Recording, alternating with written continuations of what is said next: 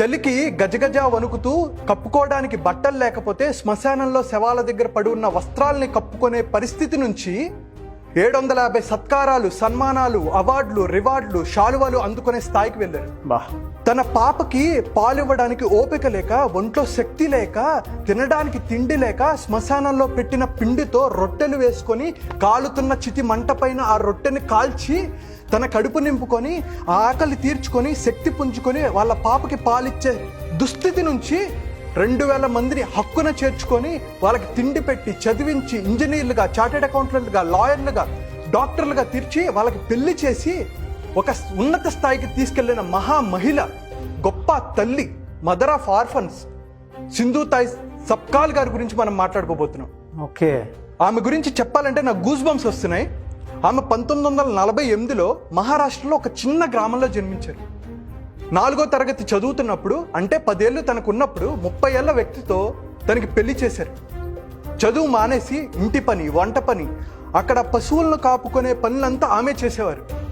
అయితే వాళ్ళకి అక్కడ సంప్రదాయం ప్రకారం, వాళ్ళ వృత్తి ప్రకారం అక్కడ ఆవు పేడల్ని ఎండపెట్టి ఆ ఎండిన వాటిని ఒక జమీందారి ద్వారా వీళ్ళు అమ్మేవాళ్ళు. ఓకే. అయితే ఒక రోజు ఏమైందంటే ఈ జమీందారి వీళ్ళందరి దగ్గర తీసుకొని వీళ్ళకి సరైన డబ్బు రూపేనా కానీ సపోర్ట్ కానీ ఎప్పుడు ఇచ్చేవాడు కాదు. ఈ సింధు తాయ్ గారు ఆమెకి ఎదురు తిరిగింది. జమీందారు గారికి ఎదురు తిరిగితే అందరినీ పోగేసుకొని ఎదురు తిరిగేసరికి ఒక్కసారిగా ఈ జమీందారు చాలా కోపానికి లోనయ్యాడు. ఈమె మీద పగ తీర్చుకోవాలనుకున్నాడు.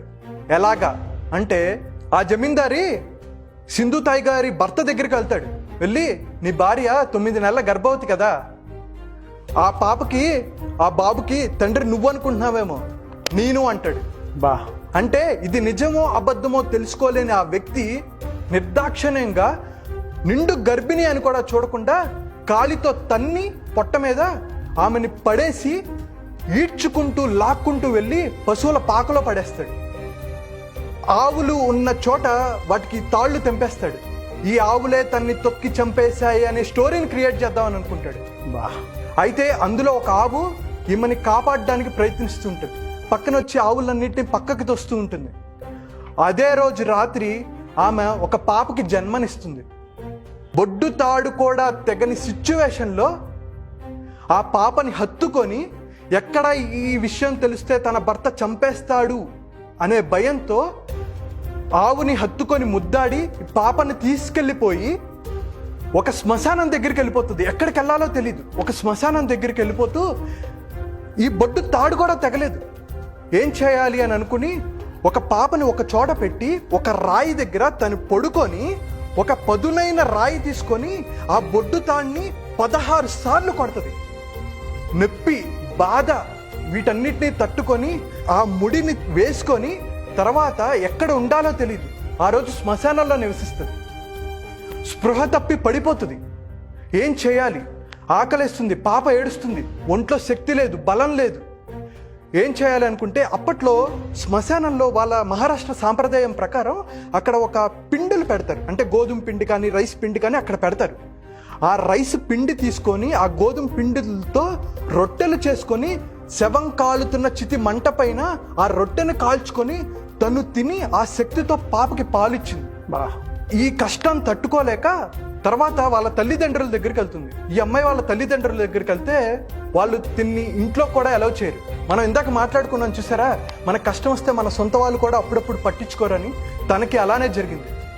తన భర్త వదిలేశాడు, తల్లిదండ్రులు వదిలేశారు. ఏం చేయాలో అర్థం కావట్లేదు. ఒకరోజు ట్రైన్ కింద పడి చనిపోదాం అనుకుంది. ఆ పాపని ఒక గుడ్డలో నడుముకు చుట్టుకుంది. ట్రైన్ కింద పడి చనిపోదాం అని అనుకున్న సిచ్యువేషన్లో ఒక అరుపులు ఈమెకి వినపడ్డాయి. నన్ను కాపాడండి, నాకు దాహం వేస్తుంది, నాకు ఆకలేస్తుంది, నన్ను కాపాడండి అని ఒక వృద్ధుడు అరుస్తూ ఉంటాడు. తను వెంటనే చూసి, సరే నేను తర్వాత చచ్చిపోతాను, ముందు ఆయన్ని బతికించాలి అని చెప్పేసి ఆయన దగ్గరికి వెళ్తుంది. వెళ్ళి ఆయనకి తన బొడ్డులో ఉన్న ఒక రొట్టెలు ఇస్తుంది. రొట్టెలు ఇచ్చి తన ఆకలి తీర్చి దాహం తీరిన తర్వాత ఆ వ్యక్తి 20 ఏళ్ళ ఈ సింధు తాయ్ గారి కాళ్ళు పట్టుకుంటాడు. నన్ను రక్షించావు, నువ్వు దేవతివి అంటే ఒక్కసారిగా ఈమె షాక్లోకి వెళ్ళిపోతుంది. ఆ రోజు డిసైడ్ అవుతుంది, నేను పుట్టింది చావడం కోసం కాదు, నేను పుట్టింది 10 మందిని బతికించడం కోసం అని. ఆ రోజు నుంచి ఏ అనాథ కనపడినా, రోడ్డు మీద ఎవరు కనపడినా తని హక్కును చేసుకుంది, వాళ్ళకి భోజనం పెట్టింది, చదివించింది. అలాగ 5, 10, 20, 30 మందిని. సరే, వీళ్ళకి పోషణ ఎక్కడి నుంచి వస్తుంది? ఆమె ట్రైన్లో పాటలు బాగా పాడేవారు. వాళ్ళు పాటలు పాడుతూ కొంగు జాపి, నేను చాలామంది పిల్లల్ని పెంచుతున్నాను, మీరు ఇచ్చే డబ్బులు వాళ్ళ లైఫ్కి చాలా ఉపయోగపడతాయి, వాళ్ళ జీవితంలో ఉన్నత స్థాయికి తీసుకెళ్తాయని చెప్పి అలా పాటలు పాడుతూ భిక్షాటన చేసే వ్యక్తి. తర్వాత 30 మంది ఉన్న తర్వాత తన సొంత పాప తన దగ్గర ఉంటే మిగతా వాళ్ళని సమానంగా చూడలేననే బాధతో సొంత పాపని పూణేలో ఉన్న ఒక అనాథ శరణాలయంకి ఇచ్చి, మీరు తిన్ని చూసుకోండి, నేను మిగతా వాళ్ళని చూసుకుంటానన్నా. ఉంటే 30, 50, 100 ఇలా భిక్షాటన చేస్తూ వీళ్ళందరినీ పోషించి వాళ్ళకి చదువులు చెప్పడం మొదలుపెట్టింది. అది కొన్ని ఏళ్ల తర్వాత కొంతమంది గుర్తించారు, ఈమెకి అవార్డులు, రివార్డులు ఇవ్వడం మొదలుపెట్టారు. ఆ డబ్బులు కూడా వీళ్ళ చదువు కోసం అంకితం చేశారు. చేస్తూ అంచెలంచెలుగా వెతుకుతూ ఇప్పటి వరకు 2000 మంది అనాథ పిల్లల్ని చదివించి లాయర్ని, డాక్టర్ని, ఇంజనీర్లుగా, చార్టెడ్ అకౌంట్లుగా మార్చి వాళ్ళకి పెళ్ళిళ్ళు చేసి, ఆమె అంటారు, నాకు ఎంతో మంది కోడళ్ళు ఉన్నారు, నాకు ఎంతో మంది అల్లుళ్ళు ఉన్నారు, మనవాళ్ళు ఉన్నారు అని చెప్పి పొంగిపోతారు. అలాగా ఉన్నత స్థాయికి వెళ్ళిన తర్వాత ఒకరోజు ఒక సంఘటన జరుగుతుంది. ఒక 80 ఏళ్ల వృద్ధుడు ఆమె దగ్గరికి వస్తాడు. ఏమండి, మీ గురించి చాలా గొప్పగా విన్నాను, నాకు చాలా ఆకలిగా ఉంది, నన్ను అందరూ వదిలేశారు, మీరు నాకు భోజనం పెట్టండి అంటే ఆమె అతన్ని కూర్చోబెట్టి భోజనం మొత్తం పెడుతుంది. పెడితే అతను అడుగుతాడు, అమ్మ మీరు చేయడానికి మీకు ఇన్స్పిరేషన్ ఏమొచ్చింది అంటే, ఇన్స్పిరేషన్ ఏం లేదండి, నేను 9 నెలల గర్భవతిగా ఉన్నప్పుడు నా భర్త నన్ను తన్ని చంపేయాలని అనుకున్నాడు, అక్కడ నుంచి నేను బతికి ఇక్కడ వరకు వచ్చాను అంటే అతను షాక్ అయిపోతాడు. ఎందుకో తెలుసా? ఆ భర్త ఇతనే.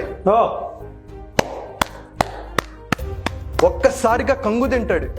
ఆమె క్షమించే గుణం ఎలాంటిదో ఇప్పుడు తెలుస్తుంది. ఆయన ఒక్క మాట కూడా అనదు. ఈమె గుర్తుపడుతుంది, ముందే పడుతుంది, అయినా భోజనం పెట్టి ఈ కావాలని ఈ స్టోరీ మొత్తం అతనికి చెప్తుంది. అప్పుడు ఆయన రియలైజ్ అవుతాడు, ఎంత తప్పు చేశానని కాళ్ళ మీద పడతాడు. నువ్వు ఆ రోజు మంచే చేసావు, అదే ఆ రోజు చేయకపోయినట్టుంటే ఇంతమంది సంతానాన్ని నిన్ను పొందగలిగేదాన్ని కాదు అని చెప్పి పొంగిపోతారు. ఆమె నువ్వు ఇక్కడ కాదు, ఇది చిన్నపిల్లలకు మాత్రమే అని చెప్పి అతన్ని వేరే అనాథ శరణాలయంలో, ఓల్డేజ్ హోమ్లో జాయిన్ చేపిస్తారు.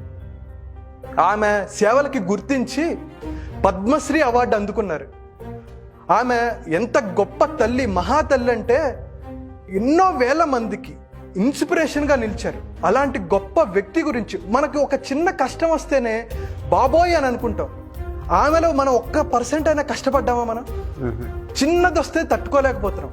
ఆ బొడ్డు తాడుని 16 సార్లు కొడితే ఆ నొప్పి ఎలా ఉంటుందండి? జన్మనివ్వటమే కష్టం, అలాంటిది బొడ్డు తాడుని ఒక పదునైన రాయితో 16 సార్లు కొట్టి ఎంతో బాధని అనుభవించారు. శ్మశానంలో ఉన్నారు, అక్కడ వస్త్రాలు కప్పుకున్నారు, తిండ్లు తిన్నారు, అది కూడా పశువుల దొడ్లో పడేసి వెళ్ళిపోయిన తర్వాత. అసలు ఇదంతా ఎంత బాధకి, ఎంత కష్టానికి అనుభవించుంటారు.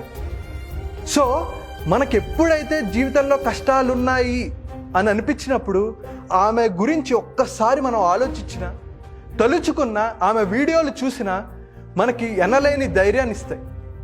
అలాంటి గొప్ప తల్లి గురించి నేను ఒకటే కోరుకుంటాను, మీరందరూ ఇది మీకు నచ్చిన వాళ్ళందరికీ ఈ వీడియోని షేర్ చేయండి. ఆమెని మన తెలుగు రాష్ట్రాల్లో ప్రతి ఒక్కరికి తెలిసేలా చేయండి. అటువంటి గొప్ప తల్లి గురించి చెప్పే అవకాశం, ధైర్యం, అదృష్టం కలిగించిన దేవుడికి నేను నమస్కారాలు తెలియజేసుకుంటున్నాను. థ్యాంక్ యూ అండి. Thank you so much Shravan గారు. ఆ very good motivational real story. చాలామంది తెలుసుకోవాల్సినటువంటి విషయాలు చాలా ఉన్నాయి ఇందులో. సార్, చాలామంది ఆన్లైన్ క్లాసెస్ అడుగుతున్నారు, మెంటల్ స్ట్రెంత్ మీద కోర్స్ మీరు పెట్టడం జరిగింది, ఎప్పుడు ఉండే అవకాశం ఉంటుంది, ఎలా ఎన్రోల్ చేసుకోవాలి? మనం 24 డిసెంబర్న ఒక ఆన్లైన్ ఫుల్ డే ప్రోగ్రామ్ ఒకటి కండక్ట్ చేస్తున్నాం. అంటే లిమిటింగ్ బిలీఫ్స్ని ఎలా ఓవర్కమ్ చేయాలి, ఫియర్స్ని ఎలా ఓవర్కమ్ చేయాలి, సెల్ఫ్ ఎస్టీమ్, సెల్ఫ్ కాన్ఫిడెన్స్ని ఎలా ఇంప్రూవ్ చేసుకోవాలి, స్ట్రెస్ అండ్ స్లీప్ మేనేజ్మెంట్ని ఎలా ఇంప్రూవ్ చేసుకోవాలని మనం ఒక ఫుల్ డే సెషన్ కండక్ట్ చేసుకుంటున్నాం. ఎవరైతే ఇంట్రెస్టెడ్ పీపుల్ ఉంటారో కింద స్క్రోల్ అవుతున్న నెంబర్కి ఫోన్ చేసి మా టీంతో ఫోన్ చేసి రిజిస్టర్ చేసుకోవచ్చు. ఓకే.